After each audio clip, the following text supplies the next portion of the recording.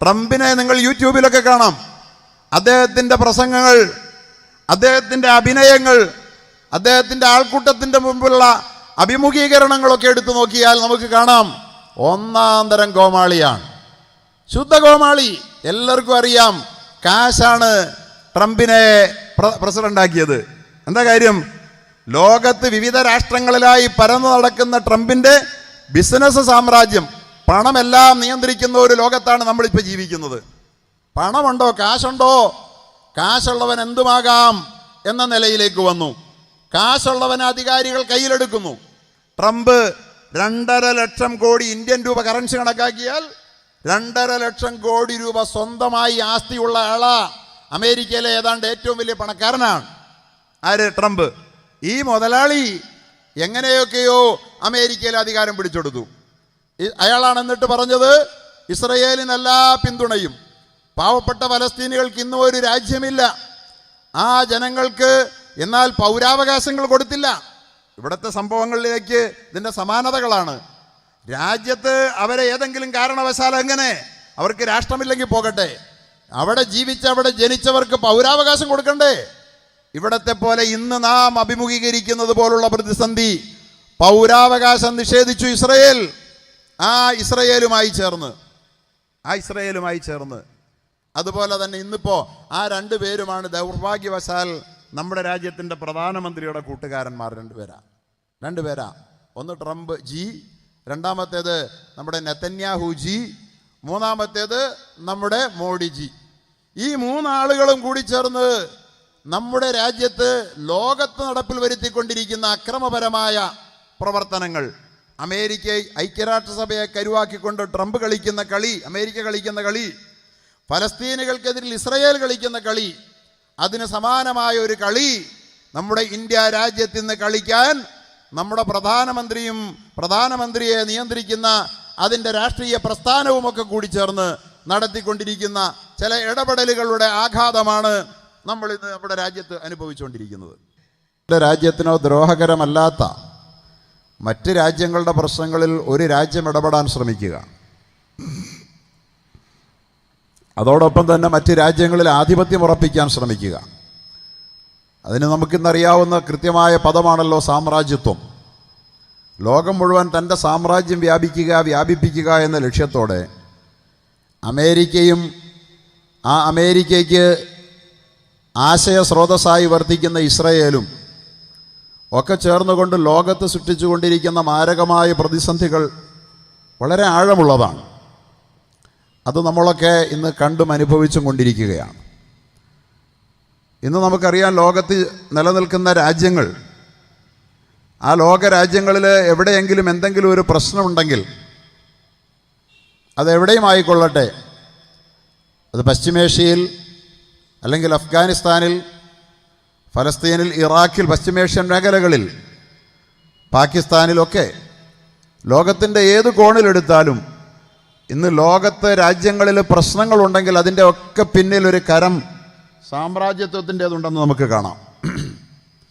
അമേരിക്കയുടെ ലോകാധിപത്യ മനോഭാവത്തിൻ്റെ സാക്ഷാത്കാരത്തിന് വേണ്ടി ജനങ്ങളെയും രാഷ്ട്രങ്ങളെയും തമ്മിലടിപ്പിക്കുന്ന, ചേരിതിരിക്കുന്ന പ്രയാസകരമായ അനുഭവത്തിൻ്റെ ആഘാതങ്ങൾ ലോകമാകെ ഏറ്റുവാങ്ങിക്കൊണ്ടിരിക്കുമ്പോൾ അതിൻ്റെ പ്രതിസന്ധികൾ ലോകത്ത് മുഴുവനും പ്രതിസന്ധിയുണ്ട്. പക്ഷേ ലോകത്ത് മുഴുവനുമുള്ള പ്രതിസന്ധിയേക്കാൾ അപ്പുറം മുസ്ലിം ലോകത്തിൻ്റെ പ്രതിസന്ധി ഒന്ന് വേറെ തന്നെയാണ് എന്ന് പറയാൻ ഞാൻ ആഗ്രഹിക്കുകയാണ്. അക്കാര്യം നമുക്കാർക്കും സംശയമില്ലാത്തതുമാണ്. ശത്രുവും മിത്രവും ഒരുപോലെ പറയുന്ന ഒരു കാര്യമുണ്ട്. മുസ്ലിമീങ്ങൾക്ക് എന്താ ഇത്ര വലിയ പ്രതിസന്ധി? മുസ്ലിമീങ്ങളാകെ പ്രതിസന്ധിയിലാണ്. സംശയമില്ലാത്ത കാര്യമാണ്. അതിനിടയിൽ ചില ചോദ്യം ഉയർന്നു വരുന്നുണ്ട്. ഇസ്ലാം മതവും മുസ്ലിങ്ങളും അത്ര നല്ല പുള്ളികളാണെങ്കിൽ, നല്ലവരാണെങ്കിൽ ലോകത്ത് ഇത്രയും പ്രയാസവും പ്രതിസന്ധിയും മുസ്ലിങ്ങൾക്ക് വരാൻ എന്താ കാരണം? അങ്ങനെ വന്നുകൂടാത്തതല്ലേ എന്ന് ചോദിക്കുന്നവരുമുണ്ട്. ഇനി കഴിഞ്ഞ ദിവസം യൂട്യൂബിൽ ചില പ്രശ്നങ്ങളൊക്കെ, സമകാലിക പ്രശ്നങ്ങളോട് പ്രതികരിച്ചുകൊണ്ടൊക്കെ പറയും. അതിൻ്റെ അടിക്കുറിപ്പായി വരുന്ന പല കമൻറ്റുകളും വായിക്കുമ്പോൾ അതിലൊക്കെ ചോദിക്കുന്നത്, മുസ്ലിമീങ്ങൾ നല്ലവരാണെങ്കിൽ അവർക്ക് മാത്രം ലോകത്തെന്താ അത്ര പ്രശ്നം എന്നൊരു ചോദ്യം ലോകത്തുയർന്നു വരുന്നുണ്ട്. സഹോദരങ്ങളെ, ഇതൊക്കെ ചോദ്യങ്ങളാണ്, ജനങ്ങൾക്ക് സ്വാഭാവികമായും തോന്നിപ്പോകുന്ന ചില ചോദ്യങ്ങളാണ്. ചില ആളുകൾ ബോധപൂർവം ആ ചോദ്യങ്ങളെ ലോകത്തിൻ്റെ മുമ്പിൽ ഉയർത്തി വിടാൻ ശ്രമിക്കുന്നുമുണ്ട്. ഒരു കാര്യം വളരെ വ്യക്തമായി പറയാൻ ആഗ്രഹിക്കുകയാണ്. ലോകത്ത് ഇന്ന് ഒരു ഏകധ്രുവ ലോകം കെട്ടിപ്പടുക്കപ്പെട്ടിരിക്കുന്നു. അമേരിക്കൻ സാമ്രാജ്യത്വം അവൻ്റെ ലോകമേധാവിത്വം മറ്റ് രാഷ്ട്രങ്ങളെ കൊണ്ട് ഐക്യരാഷ്ട്രസഭയിലൂടെ അടിച്ചേൽപ്പിച്ചിരിക്കുന്നു. തൻ്റെ ഇഷ്ടത്തിന് വിരുദ്ധമായതൊന്നും ലോകത്ത് നടന്നുകൂടാ. ഐക്യരാഷ്ട്രസഭയിൽ വീറ്റോ പവർ ഉപയോഗിക്കുന്നു. വീറ്റോ പവർ ഉപയോഗിക്കുകയാണ്. ഐക്യരാഷ്ട്രസഭയിലെ 198 അംഗരാഷ്ട്രങ്ങൾ എല്ലാം കൂടി ചേർന്നൊരു കാര്യം തീരുമാനിച്ചാൽ അത് ലോക സാമ്രാജ്യത്വത്തിൻ്റെ അപ്പോസ്തലനായ തലവനായ അമേരിക്കയ്ക്ക് ഹിതകരമല്ലെങ്കിൽ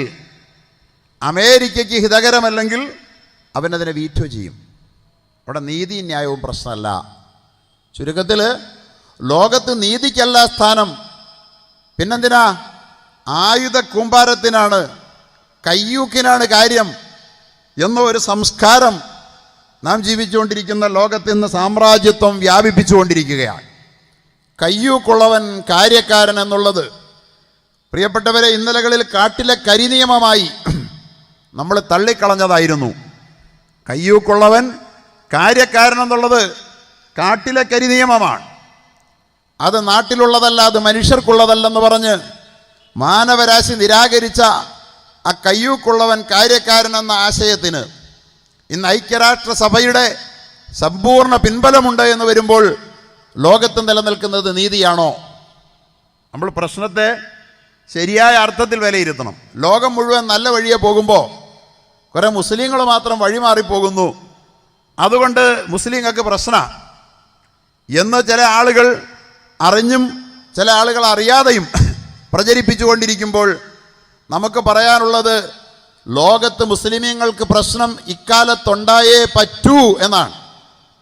ബഹുമാന്യനായ ശ്രീ രാമഭദ്രൻ അവർകൾ പറയുകയുണ്ടായി, മുസ്ലിമീങ്ങൾക്ക് അങ്ങനെ അടങ്ങാൻ പറ്റില്ല. ലോകോദ്ധാരണത്തിന് ഏറ്റവും സഹായകമായ ഉജ്ജ്വലമായ ഒരു ഗ്രന്ഥം കയ്യിലുള്ള മുസ്ലിമീങ്ങൾ അനീതി കണ്ടാൽ അനീതിയോട് സന്ധി ചെയ്യാതെ അനീതിയെ അനീതിയാണെന്ന് അക്ഷരാർത്ഥത്തിൽ വിളിച്ചു പറയാൻ ബാധ്യസ്ഥരായ ഒരു ജനത എന്ന നിലയിൽ ലോകം അനീതിക്ക് കീഴ്പ്പെടുമ്പോൾ അതിൻ്റെ പ്രത്യാഘാതം ഏറ്റവും കൂടുതൽ ഏറ്റെടുക്കേണ്ടി വരിക മുസ്ലിങ്ങൾ തന്നെയാണ്. യാതൊരു സംശയമില്ല. ലോകം അനീതിക്ക് കീഴ്പ്പെട്ടിട്ടുണ്ട് എന്ന് ഞാൻ പറയുകയാണ്. ഇല്ലെന്ന് പറയാൻ വല്ലവർക്കും പറ്റുമോ? ലോകത്ത് അമേരിക്കയ്ക്ക് ഇഷ്ടമില്ലാത്തൊരു കാര്യം ലോകത്ത് അമേരിക്ക വെച്ച് പൊറുപ്പിക്കുമോ?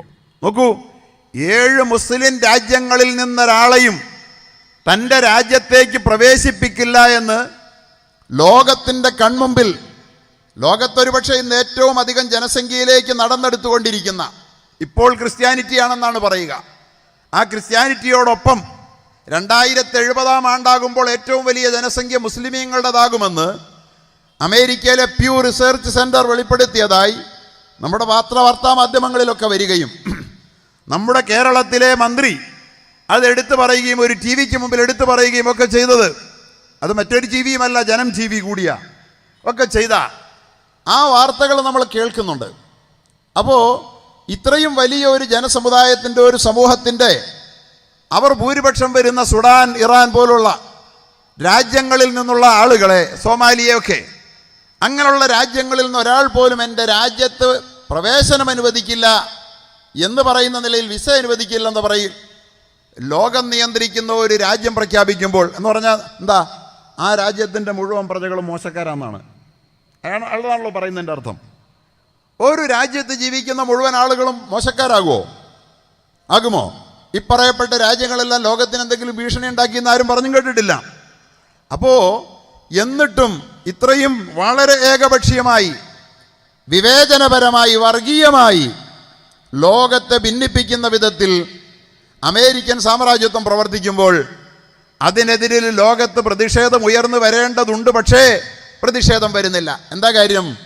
ശക്തിക്കു മുമ്പിൽ അധികാരത്തിന് മുമ്പിൽ, ഭൂരിപക്ഷത്തിന് മുമ്പിൽ, അതുപോലെ തന്നെ ആയുധ കൂമ്പാരങ്ങൾക്ക് മുമ്പിൽ വാ തുറന്ന് മിണ്ടാൻ മാത്രം ഇന്ന് മനുഷ്യ സമൂഹത്തിൽ ആർജവമുള്ള നേതാക്കന്മാരും രാഷ്ട്രങ്ങളുടെയും എണ്ണം കുറയുകയാണ്. അതല്ലേ ഇതിന് കാരണം? വേറെ വല്ലതും ഉണ്ടോ? അല്ലേ എല്ലാവരും ഭൂരിപക്ഷം, ഐക്യരാഷ്ട്രസഭയിലെ ഭൂരിപക്ഷം ഒരു കാര്യം തീരുമാനിക്കുന്നു, പക്ഷെ അമേരിക്ക വീറ്റോ ചെയ്യും എനിക്കിഷ്ടമില്ലെങ്കിൽ എന്ന് പറഞ്ഞാൽ ഇതെന്ത് കാടത്തമാണ്, തീവട്ടിക്കൊള്ളയാന്ന് ചോദിക്കാൻ ആരുമില്ല ഇവിടെ. അവൻ ലോകത്ത് ഞാൻ പറഞ്ഞു വരുന്നത് അനീതിയുടെ ഒരു ലോകം ഇവിടെ കെട്ടിപ്പടുക്കപ്പെടുകയാണ്. അത് അവസാന നാളിൽ സംഭവിക്കുമെന്ന് മുഹമ്മദുർ റസൂലുള്ളാഹി പറഞ്ഞിട്ടുണ്ട്. ലോകത്ത് നീതി സമ്മാനിക്കാൻ ഒരു വിമോചകൻ വരും. പിന്നീട് ഇമാം മഹദിയുടെ ആഗമനത്തെക്കുറിച്ച് പരാമർശിച്ചപ്പോൾ പുണ്യ റസൂലുള്ളാഹി പറയുകയുണ്ടായി, തംലഉൽ അർളു യംലഉൽ അർളു ജൗറം വളുൽമ, ലോകം അക്രമവും അനീതിയും കൊണ്ട് നിറയും. ലോകം അക്രമവും അനീതിയും കൊണ്ട് നിറയും. അക്രമമല്ലാതെ അനീതിയല്ലാതെ ലോകത്തില്ലാത്തൊന്ന് വരും. അക്രമത്തിനെതിരിൽ മിണ്ടാൻ ആളില്ലാതെ വരും. മിണ്ടുന്നവൻ്റെ പ്രതികരണ ശേഷിയെ നിർവീര്യമാക്കും, മിണ്ടുന്നവനെ ഭീകരനാക്കും, മിണ്ടുന്നവനെ തീവ്രവാദിയാക്കും. അങ്ങനെ എല്ലാവരും സ്വയം സുരക്ഷിതത്വത്തിന് വേണ്ടി ഭീരുത്വത്തിൻ്റെ മാളത്തിൽ ഒളിക്കുന്ന ഒരു കാലം ലോകം വരും. അന്ന് ലോകത്ത് അക്രമവും അനീതിയും തേർവാഴ്ച നടത്തും. ഹദീസ് അങ്ങനെയാണ്, തുംലഉൽ അർളു, ഭൂമി നിറയ്ക്കപ്പെടും, ജൗറം ളുൽമ, അക്രമവും അനീതിയും കൊണ്ട്. ലോകം നിറയ്ക്കപ്പെട്ടില്ല അക്രമവും അനീതിയും കൊണ്ട്. ലോകത്തെ എത്ര യുദ്ധങ്ങൾ, ഇറാഖിലടക്കം സദ്ദാം ഹുസൈൻ മാരകായുധം ഉണ്ടാക്കിയെന്ന്. സത്യത്തിൽ സദ്ദാം ഹുസൈൻ മാരകായുധമൊന്നും ഉണ്ടാക്കിയില്ലെന്ന് പിന്നെ എല്ലാവരും പറഞ്ഞില്ലേ, സമ്മതിച്ചില്ലേ? അത് പറഞ്ഞ ഒരു രാജ്യത്തെ തകർത്തില്ലേ? ഒരു വലിയ പെരുന്നാളിൻ്റെ മുസ്ലിം ലോകം ആദരണീയമായി കാണുന്ന, മുസ്ലിം ലോകത്തിൻ്റെ ആഘോഷ ദിനമായ ഒരു ബലിപെരുന്നാളിൻ്റെ സുദിനത്തിൽ തിക്രീറ്റിൻ്റെ തെരുവിൽ, സദ്ദാം ഹുസൈനിൻ്റെ ജന്മദേശമായ തിക്രീറ്റിൻ്റെ തെരുവിൽ ആ രാജ്യത്തെ 25 കൊല്ലം ജനങ്ങൾ തെരഞ്ഞെടുത്ത് ആ രാജ്യത്തിൻ്റെ അധികാരിയായിരുന്ന ഒരു ഭരണാധികാരിയെ, അദ്ദേഹം ആരോ 10-800 പേരെ, കുർദുകളെയോ ആരെയോ അദ്ദേഹം കൂട്ട കശാപ്പിന് വിധേയമാക്കി എന്ന ന്യായം പറഞ്ഞ്, അമേരിക്ക കൂട്ട കശാപ്പൊന്നും ആരെയും ചെയ്യുന്നില്ലല്ലോ, അല്ലേ? ഇല്ലല്ലോ. എന്ന ന്യായം പറഞ്ഞ്, ഇനി അത് ന്യായമാണ്, അതിൻ്റെ പേരിൽ ശിക്ഷിക്കണമെങ്കിൽ ആരാ ശിക്ഷിക്കണ്ടേ? അമേരിക്ക ശിക്ഷിക്കുന്നു. എങ്കിലും നമ്മളതും അംഗീകരിക്കുന്നു. പക്ഷേ അദ്ദേഹത്തെ തൂക്കുമരത്തിലിടുന്നത് ലോക മുസ്ലിമീങ്ങൾക്കെല്ലാം ബലിപെരുന്നാളായ ആഘോഷത്തിൻ്റെ ദിവസത്തിൻ്റെ ആ പെരുന്നാളിന് പള്ളി പോകുന്ന സമയത്ത് തന്നെ ആകണമെന്ന് എന്തായിരുന്നു അമേരിക്ക നിർബന്ധം? അങ്ങനല്ലേ സംഭവിച്ചേ? എന്തിനാണത്? മുസ്ലിം ലോകത്തെ ആവോളം പ്രകോപിപ്പിക്കാനും അവരുടെ വികാരത്തെ വ്രണപ്പെടുത്താനും ഇവിടെ ചോദിക്കാനും പറയാനും ഒരുത്തനുമില്ല. അങ്ങനെ ഞങ്ങൾ ചെയ്താലും ഒരു രാജ്യത്തിൻ്റെ 1/4 നൂറ്റാണ്ടിലേറെക്കാലം, അരനൂറ്റാണ്ടോളം പ്രസിഡൻ്റായിരുന്ന ഒരാളെ, ഒരു അറബി മുസ്ലിം രാജ്യത്തെ അവിടുത്തെ പ്രസിഡന്റിനെ ജയിലിൽ, അദ്ദേഹത്തെ ഒരു വിചാരണ നാടകം നടത്തി പെരുന്നാളിൻ്റെ സുദിനത്തിൽ തൂക്കിലിട്ടാലെന്നല്ല, നിങ്ങളുടെയൊക്കെ പെരുന്നാൾ സന്തോഷത്തിൻ്റെ ദിനത്തിൽ തൂക്കിക്കൊന്നാൽ മിണ്ടാൻ ആരുണ്ടടാ എന്നായിരുന്നു അമേരിക്ക ചോദിച്ചത്. ആരും മിണ്ടിയില്ല. എന്താ അതിന് കാരണം? അക്രമം തേർവാഴ്ച നടത്തുന്ന ലോകമാണ്. അമേരിക്കയ്ക്കെതിരെ മിണ്ടിയാൽ ഒറ്റപ്പെടും. അപ്പം ലോകത്തക്രമം, അതിൻ്റെ കൂട്ടത്തിലാണ് ഐക്യരാഷ്ട്രസഭയിലെ വീറ്റോ പവർ കൂട്ടി വായിക്കേണ്ടത്.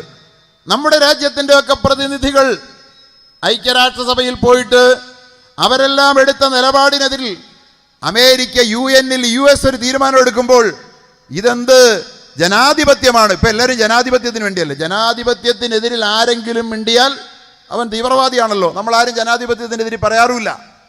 നമുക്കാർക്കും ജനാധിപത്യത്തോട് സ്നേഹം തന്നെയാണ്. പക്ഷേ ജനാധിപത്യത്തിനുണ്ടൊരു ദോഷം. ജനത്തിൻ്റെ ആധിപത്യമാണ് ജനാധിപത്യമെങ്കിൽ ജനം നല്ലവരാകുമ്പോഴേ ജനാധിപത്യം നന്നാവുള്ളൂ. നല്ല ജനമുള്ളിടത്തെ ജനാധിപത്യം നന്നാവൂ. ജനം ഭീകരന്മാരായാൽ ജനാധിപത്യം ഭീകരമാകും. ജനം വർഗീയവാദികളായാൽ ജനാധിപത്യം വർഗീയമാകും. ജനം കൊള്ളരുതാത്തവരായാൽ ജനാധിപത്യം മോശമായി മാറും. ദൗർഭാഗ്യവശാൽ ഏതാണ്ട് ആ വഴിയിലൂടെയാണോ നമ്മുടെ രാജ്യം പോലും പൊയ്ക്കൊണ്ടിരിക്കുന്നത് എന്ന് പേടിക്കേണ്ട ഒരു സാഹചര്യമുണ്ട്. അള്ളാഹു കാക്കുമാറാകട്ടെ എന്ന് നമുക്ക് പറയാനുള്ളൂ. ഇപ്പം ഞാൻ പറഞ്ഞത് ലോകത്തക്രമം നടക്കുകയാണ്. ഇതിനോട് ആരാ പ്രതികരിക്കുന്നത്? ഇതിനോട് പ്രതികരിക്കുന്നത് ഏതാനും ചില കോണുകളിൽ ചില മുസ്ലിം രാജ്യങ്ങളോ ചില മുസ്ലിം നേതാക്കന്മാരോ ചില മുസ്ലിം സ്ഥാപനങ്ങളോ ഒക്കെയാകുമ്പോൾ മുസ്ലിമീങ്ങളെ ഭീകരരാക്കി അവതരിപ്പിച്ച് അവരെ തകർക്കാൻ വേണ്ടിയിട്ട് എല്ലാ ശ്രമങ്ങളും അമേരിക്ക നടത്തുന്ന വളരെ ഭീകരമായ ഒരു ലോക സാഹചര്യം. ഇത് പ്രതിസന്ധിയാണ്.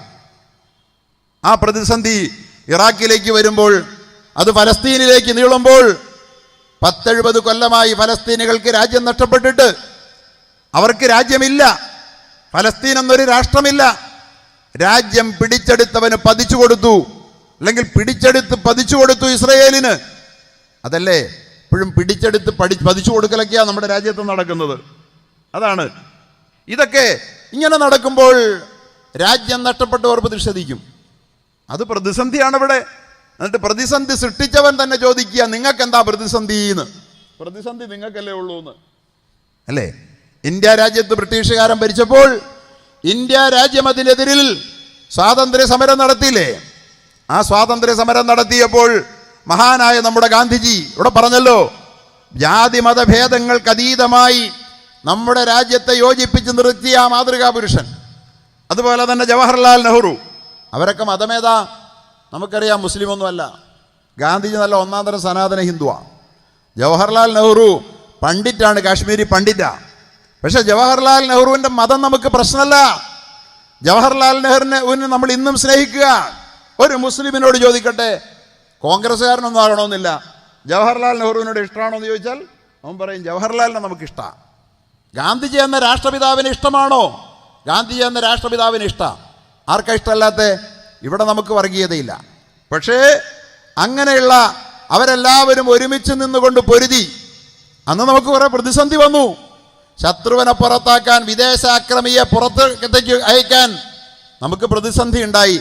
അതുപോലത്തെ പ്രതിസന്ധി ഫലസ്തീനികൾക്കുണ്ട്, അതുപോലത്തെ പ്രതിസന്ധി ഇറാഖികൾക്കുണ്ട്, അതുപോലത്തെ പ്രതിസന്ധി അഫ്ഗാനികൾക്കുണ്ട്. പ്രതിസന്ധികളുടെ പരിഹാരം ചർച്ച ചെയ്യുമ്പോൾ എല്ലാ പ്രതിസന്ധിയും നമ്മൾ ആലോചിക്കണം. മുസ്ലിം ലോകത്തിന് പ്രതിസന്ധി വരുന്നു എന്നും പറഞ്ഞ് അത് മുസ്ലിം ലോകത്തിൻ്റെ ഇസ്ലാമിൻ്റെ തകരാറാണെന്ന് വിലയിരുത്താൻ ശ്രമിക്കുന്നവരെ, പ്രതിസന്ധിയാണെന്ന് വരുത്തി തീർക്കാൻ ശ്രമിക്കുന്നത് പ്രതിസന്ധി ഉണ്ടാക്കുന്നവരാണ്. പ്രതിസന്ധി ഇല്ലെന്നല്ല, ഈ പ്രതിസന്ധി ഇസ്ലാമിന് പുത്തരിയുമല്ല, മുസ്ലിമീങ്ങൾക്ക് ഈ പ്രതിസന്ധി പുത്തരിയല്ല എന്നേ ഞാൻ പറയാൻ ആഗ്രഹിക്കുന്നുള്ളൂ. അത് പറയാൻ വേണ്ടിയാ. അഫ്ഗാനിസ്ഥാനിൽ പ്രതിസന്ധിയായി ഇപ്പോഴും അതെ. അഫ്ഗാനിസ്ഥാനിൽ പ്രതിസന്ധിക്ക് എന്താ കാര്യം? അവിടെ ആദ്യം റഷ്യൻ ചെമ്പട കയറി, എന്നിട്ട് അവിടെ അധികാരം പിടിപ്പിറക്കി. നജീബുള്ള വന്നു. നജീബുള്ള ആ രാജ്യത്തേക്ക് നജീബുള്ളയെ ഉപയോഗിച്ച് സോവിയറ്റ് റഷ്യ ഇടപെട്ടു. സോവിയറ്റ് റഷ്യ ഇടപെട്ടപ്പോൾ അവർക്കെതിരിൽ അമേരിക്ക താലിബാൻ ആയുധം കൊടുത്ത് വളർത്തിയില്ലേ? താലിബാനെ സൃഷ്ടിച്ചു. താലിബാൻ എന്ന് പറഞ്ഞ വിദ്യാർത്ഥികൾ, അവിടുത്തെ സ്റ്റുഡൻസ്, ഇസ്ലാമിക് സ്റ്റുഡൻസ്, മതവിദ്യാർത്ഥികൾക്ക് ആയുധം കൊടുത്ത് താലിബാനെ വളർത്തി. താലിബാന്റെ കയ്യിൽ ആയുധം കിട്ടിയത് അമേരിക്കയുടെ ആയുധം. പക്ഷേ സോവിയറ്റ് യൂണിയനെ ഇറക്കി വിടാൻ ആയുധം കൊടുത്തു. സോവിയറ്റ് യൂണിയൻ പോയി കഴിഞ്ഞപ്പോൾ, സോവിയറ്റ് യൂണിയൻ ഇറക്കി വിട്ടപ്പോൾ അവിടെ സഹായത്തിലെത്തിച്ചേർന്ന അമേരിക്കൻ പട്ടാളം അവിടെ നിലയുറപ്പിച്ചപ്പോൾ, ഞങ്ങളുടെ രാജ്യം ഞങ്ങൾക്ക് വേണം, നിങ്ങൾ വേണം പുറത്തെന്ന് പറഞ്ഞപ്പോൾ അമേരിക്കയുടെ സാമ്രാജ്യത്വം അവർക്കെതിരിൽ തിരിസന്ധിയായി. നമ്മൾ വായിച്ചിട്ട് ഇസ്ലാം പ്രതിസന്ധിയുടേതാണ്, ഇസ്ലാമിന് അതിജീവനം സാധ്യമല്ല എന്ന് വരുത്തി തീർക്കാൻ ശ്രമിക്കുമ്പോൾ, പ്രതിസന്ധികൾ ഉണ്ടെന്നുള്ളത് സത്യമാണെങ്കിലും അതിനെ പ്രവാചക പാതയിലൂടെ അതിജീവിക്കാമെന്നുള്ളത് ലോക ചരിത്രത്തിൻ്റെ പാഠമാണ് എന്ന് പറയാൻ ഈ സന്ദർഭം ഞാൻ ആഗ്രഹിക്കുക. ഇവിടെ നമുക്കിന്ന് 2-3 പ്രശ്നങ്ങൾ നമ്മെ വേട്ടയാടുകയാണ്. നമ്മുടെ രാജ്യത്തെ ആൾക്കൂട്ട കൊലപാതകങ്ങൾ അരങ്ങേറിക്കൊണ്ടിരിക്കുന്നു. ആരാണ് ആൾക്കൂട്ട കൊലപാതകം നടത്തുന്നത്? നമ്മുടെ രാജ്യത്തിൻ്റെ അധികാര കസേരയിലിരിക്കുന്ന ആളുകളുടെ പിന്തുണയോടെ. എന്തിൻ്റെ പേരിലാണ്? മനുഷ്യൻ കഴിക്കേണ്ടുന്ന ഭക്ഷണം എന്താണെന്ന് തീരുമാനിച്ച് ബീഫ് കഴിച്ചൂടാ. ബീഫ് കഴിച്ചൂടെന്ന് മാത്രമല്ല, ബീഫ് കച്ചവടം നടത്തിക്കൂടാ. നമ്മുടെ രാജ്യത്ത് ഇതൊക്കെ ആകാമായിരുന്നു ഇന്നലകളിൽ. ബീഫ് കഴിക്കാൻ മേല, ബീഫ് കച്ചവടം നടത്താൻ പാടില്ല. അത് കഴിക്കുന്നവനെ തെരഞ്ഞു പിടിച്ച് കഴിക്കാത്തവനെ കഴിക്കുന്നവനാക്കി മാറ്റിക്കൊണ്ട്, അതുപോലെ തന്നെ അത് കച്ചവടം നടത്തുന്ന ആളുകൾ എത്രയോ കാലങ്ങളായി ബീഫിൻ്റെ കച്ചവടം ഇവിടെ നടക്കുക. അവരൊക്കെ തെരഞ്ഞു പിടിച്ച് വളഞ്ഞു വെച്ച് രാജ്യമൊട്ടാകെ ആൾക്കൂട്ട കൊലപാതകങ്ങൾ നടത്തിക്കൊണ്ടിരിക്കുന്നു. എന്തിനാണ്? ഈ രാജ്യത്തെ ഒരു വിഭാഗം ജനങ്ങളെ ദുർബലപ്പെടുത്താൻ, തകർത്ത് കളയാൻ. അവർക്ക് മുന്നോട്ട് പോകാൻ കഴിയരുതെന്ന് വരാൻ, അവരുടെ അന്തസ്സ് ഹോമിക്കാൻ രാജ്യത്തെ ഒരു വലിയ പ്രതിസന്ധി ആൾക്കൂട്ട കൊലപാതകത്തിൻ്റെതാണിപ്പോൾ, അല്ലേ? പാവപ്പെട്ട മാടുമായി യാത്ര ചെയ്തു പോയ അമ്മാവനെയും മരുമകനെയും രണ്ടുപേരെയും ആൾക്കൂട്ടം തല്ലിക്കൊന്ന് മരത്തിൽ കെട്ടി തൂക്കി. നമ്മുടെ രാജ്യം കണ്ടതാണ്. എന്തോ ഒരു ഭീകരമായ കാഴ്ചയാണത്. 13 വയസ്സ് മാത്രം പ്രായമുള്ള ഒരു കുട്ടിയടക്കം. എന്താണ് അവൻ ചെയ്ത തെറ്റ്? ഒരു ബീഫിനെ കൊന്നെന്നുള്ളതല്ല, ബീഫിനെ വാങ്ങിച്ചുകൊണ്ട് തെരുവിലൂടെ പോയി എന്ന ഒരൊറ്റക്കാർ പോത്തിനെ വാങ്ങിക്കൊണ്ട് പോയെന്ന് പറഞ്ഞുകൊണ്ട് അവനെയും അവൻ്റെ അമ്മാവനെയും തല്ലിക്കൊന്ന് ഝാർഖണ്ഡിൽ മരത്തിൽ കെട്ടിത്തൂക്കി.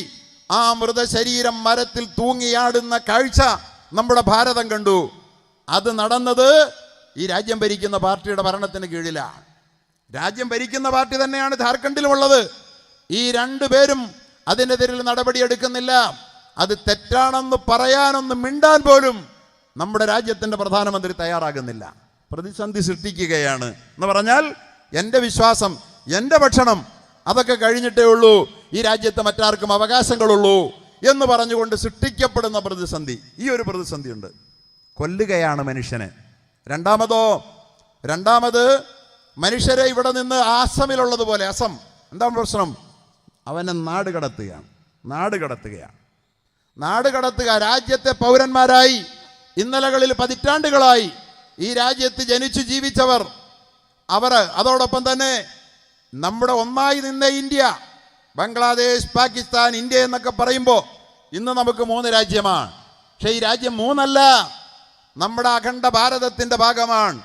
ഒന്നായി നിന്ന നമ്മുടെ ഇന്ത്യയെ സ്വാതന്ത്ര്യം നമ്മൾ വിദേശികളോട് ചോദിച്ച് മേടിച്ചപ്പോൾ ബ്രിട്ടീഷുകാരെ പുറത്താക്കിയതിൻ്റെ പക തീർക്കാൻ വേണ്ടി നമുക്കൊരിക്കലും സ്വൈരത്തോടു കൂടി ജീവിക്കാൻ കഴിയാതിരിക്കാൻ ആ സ്വാതന്ത്ര്യം കിട്ടിയ അന്നത്തെ രാത്രിയിൽ നമ്മളെ 2 രാജ്യമാക്കി വിദേശികൾ വെട്ടിപ്പിളർന്നു, അല്ലേ?